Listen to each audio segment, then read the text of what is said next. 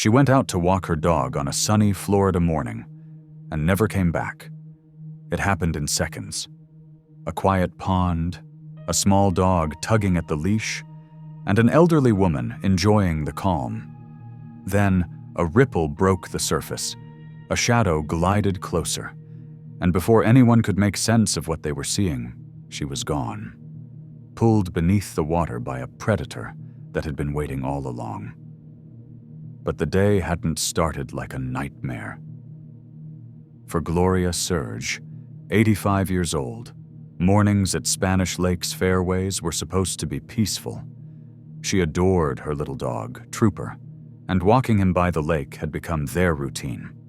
The streets of the retirement community weren't meant for dogs, not according to the rules, so residents like Gloria would drift toward the water's edge instead.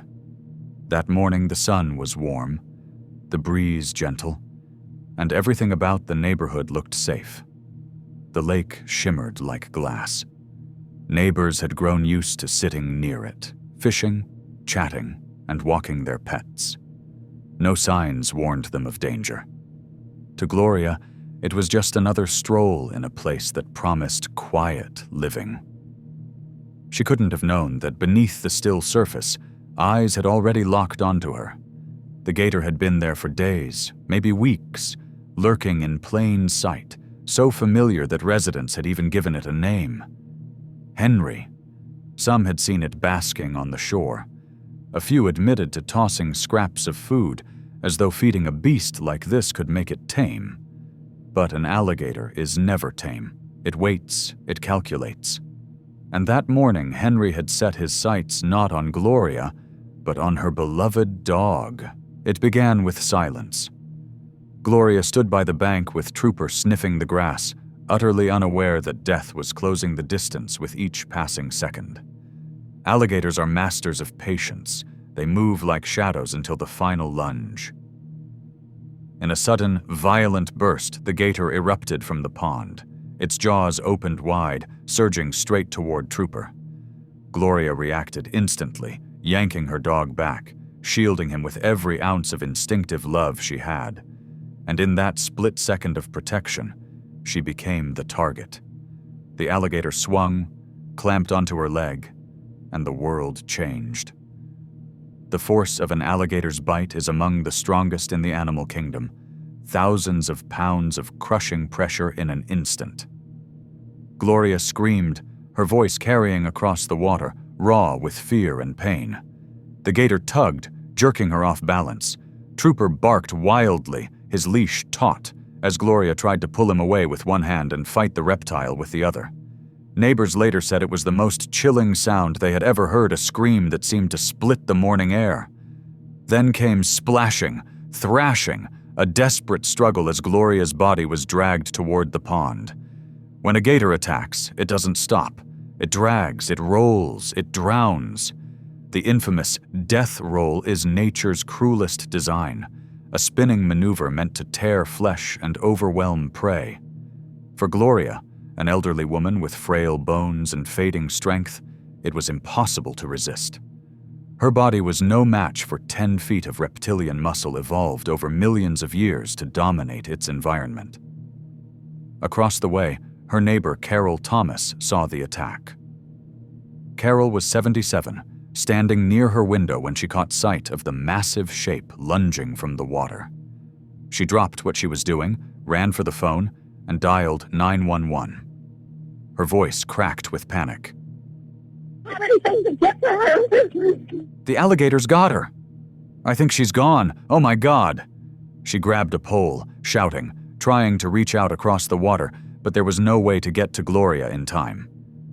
Within moments, the water had swallowed her.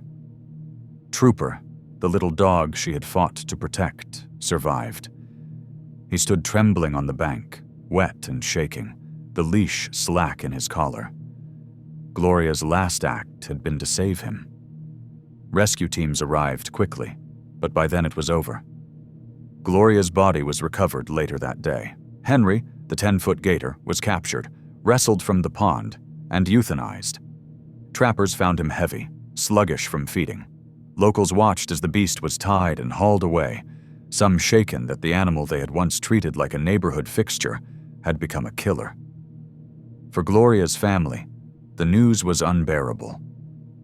Her son later admitted he couldn't stop imagining her final moments, the fear in her eyes, the helplessness of her struggle. He said no child should ever have to bury their mother under such circumstances, calling her death 100% preventable. Attorneys argued that Spanish Lake's fairways had ignored the danger. Residents had reported Henry before. Some staff had even fed him, making him bolder.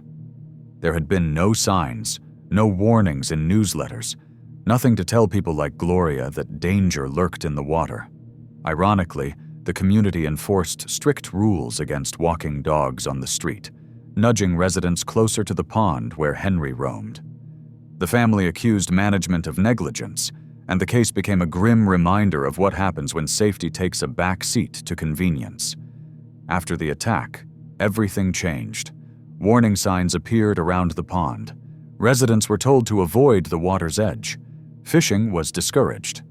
People who once chatted happily near the water now kept their distance, watching the ripples with suspicion. The name Henry was no longer spoken with casual familiarity, but with dread. Experts explained how a tragedy like this could unfold. Florida is home to more than 1 million alligators, spread across all 67 counties. Most live their lives avoiding humans. But when people feed them intentionally or accidentally, the animals begin to lose their natural fear. A fed alligator is a dangerous alligator because it associates humans with food. Add in the sheer power of a 10-foot reptile, and an elderly person stands no chance. And Gloria's death wasn't the only reminder. In July 2022, just months before, another elderly woman fell into a pond in Inglewood and was attacked by 2 alligators at once. She died before help could arrive. And perhaps the most widely known case came in 2016 at Disney's Grand Floridian Resort, when 2-year-old Lane Graves was snatched from the lagoon's edge while playing near the shore. That case shocked the world, proof that even the most manicured, magical setting could hide deadly danger. Disney responded with rock barriers and warning signs, changes that came only after tragedy. These stories highlight the same reality. Florida is paradise, but paradise has teeth. For every sparkling golf course pond or glassy lake, there may be a predator just beneath the surface. Wildlife officials stress that attacks remain rare, just a handful of fatalities over decades. But numbers don't ease the grief of families like the Serge. In the weeks after Gloria's death, neighbors at Spanish Lakes struggled with guilt and fear. Some avoided the pond altogether. Others confessed they still heard Gloria's scream in their sleep. Carol Thomas, the woman who had called 911, said she replayed the moment in her mind again and again, wishing she could have gotten to her friend faster. For Gloria's family, the pain didn't fade. Her son stood before cameras, holding back tears, saying he hoped no one else would have to endure what his mother had gone through. He wanted her story told not just as a tragedy, but as a warning. Gloria's friends remembered her as gentle, kind, someone who adored her dog more than anything. In the end, that love defined her last moments. She didn't flinch, didn't think first of herself. She tried to save Trooper. He lived because of her. She didn't. And maybe that's why this story lingers long after the headlines move on. It's not just about an alligator attack. It's about safety overlooked, warnings ignored, and the risks that come with building lives beside wild water. For Gloria, the pond wasn't supposed to be dangerous.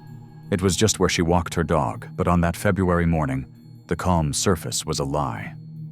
The truth was waiting beneath 10 feet of silent muscle, a predator older than the dinosaurs, and a moment that would change everything. On that bright Florida morning, danger wasn't hiding in some faraway swamp.